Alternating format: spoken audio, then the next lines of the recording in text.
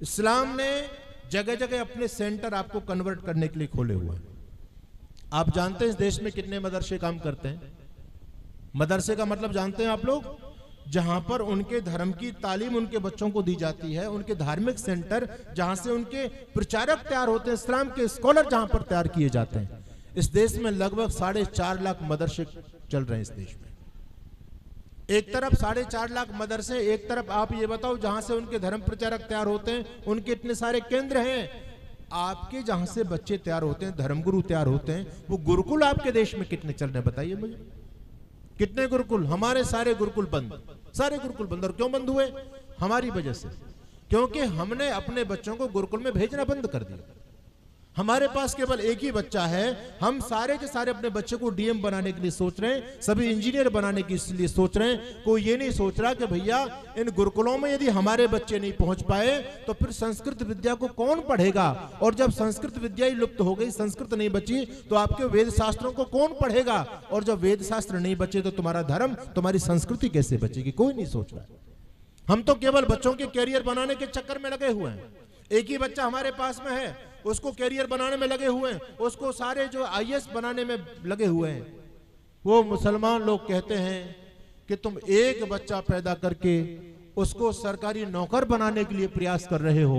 हम 17 बच्चा पैदा करके सरकार ही अपना बनाना चाहते हैं, और जिस दिन हमारी देश में सरकार बनेगी उस दिन सरकारी नौकरियों पर हमारे बच्चे लगेंगे, तुम्हारे बच्चे लगने वाले नहीं है। ध्यान रखो, इस भ्रम में मत बैठो। आप एक बच्चा पैदा करके उसको डीएम बनाना चाहते हो, वो 17 बच्चा पैदा करके देश का पीएम ही अपना बनाना चाहते हैं। इसके लिए एक एक व्यक्ति इस मुहिम में लगा हुआ है। ये जो आबादी भयंकर बढ़ रही है एक वर्ग विशेष की, आप सोच नहीं रहे इसका उद्देश्य क्या है? इसका केवल एक ही टारगेट है, जल्दी से जल्दी अपनी आबादी बढ़ाई जाए, देश पर अपना कब्जा किया जाए। देश में वोट बैंक की राजनीति है, जिसके जितने ज्यादा वोट होंगे उसकी सरकार बनेगी। आपका वोट बैंक दिन प्रतिदिन घटता चला जा रहा है। बना लेना आने वाले 20-25 सालों में अपना प्रधानमंत्री, बना लेना अपना मुख्यमंत्री। कैसे बचोगे आप बताओ? भयंकर षड्यंत्र। हमको मारने के लिए वैसे उनको ज्यादा करने की आवश्यकता नहीं है। हम तो खुद अपने लिए अपना गड्ढा खोद रहे हैं, खुद मरना हम चाहते हैं। हमारी आबादी नहीं, प्रॉपर्टी तो हमारी 20 गुना 25 गुना बढ़ रही है, लेकिन उस प्रॉपर्टी को संभालने वाला कौन है आपके पास में? ये बताओ। कहते हैं समाज में जिसकी लाठी उसकी भैंस। इसलिए निवेदन मैं आपसे करना चाहता हूं, देखो हम कितने गलत ट्रैक पर हमारी गाड़ी चल रही है। सरकारों ने हमको नष्ट करने के लिए योजनाएं बनाई, और सरकार ने हमको नारा दिया छोटा परिवार सुखी परिवार। हमने सरकार के नारे को वेद मंत्र समझ करके जीवन में अपनाया। बोले छोटा परिवार कितना छोटा होना चाहिए? कहते 2 या 3 बच्चे घर में लगे, अच्छे 2-3 बच्चे तक होने चाहिए, ज्यादा परिवार नहीं होना चाहिए। अच्छा, मैं आपसे पूछना चाहता हूं, यहाँ जितने बड़े लोग बैठे हैं इनसे पूछो आपके पिताजी कितने भाई थे? कहते हैं जी 8 भाई थे, 10 भाई थे। आप कितने भाई हो? हम 6 भाई हैं, हम 6 भाई। अच्छा जी, आपके बच्चे? कहते हैं हमारे बच्चे तो 3 हैं या 2 हैं। आपके पोते कितने? कहते हैं 1। हम 10 से 1 पर आ गए, है ना? देखो आपकी स्थिति देखो, आप 10 से 1 पर आगे। बोलो ऐसा है या नहीं है? अरे बोलो है या नहीं है ऐसा? और बोलो, वो कहते हैं हम 5 हमारे 70, और सबके हाथ में ईंट और पत्थर। इंशाअल्लाह राज किया राज करेंगे। एक खुद मुल्ला जी और 4 उनकी बीबियां, और मिलकर के 5 70 बच्चा पैदा करते हैं। और देखो आप राम जन्मोत्सवी की यात्रा निकाल करके देखो, राम जन्मोत्सव पर यात्रा निकाले, मेवात में क्या हुआ? आपकी यात्रा ही तो निकल रही थी ना, निकलने दी क्या आपकी यात्रा?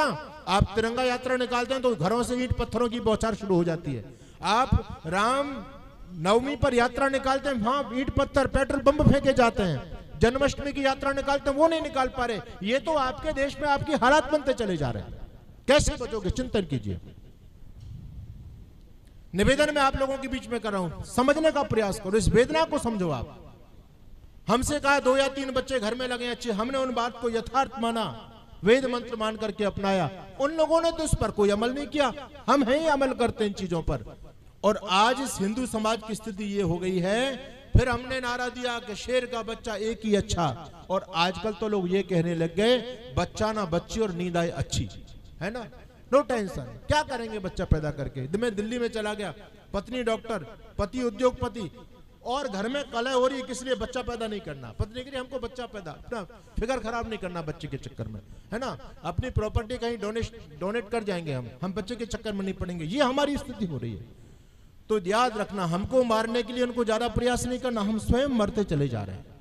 ज्यादा समय आपके पास में नहीं है। हमारी स्थिति ऐसी हो गई जैसे एक बस्ती में सारे घर छान छप्पर के बने हुए हों, एक तरफ से कोने से आग लग गई है और इस कोने में रहने वाला व्यक्ति चद्दर तान करके सो रहा है। वो समझ रहा मैं तो, अरे पड़ोस में तो आग लगी, मेरे थोड़ी लगी है। ये नहीं पता वो आग का झोंका बहुत तेजी से आपके घर तक पहुंचने वाला है।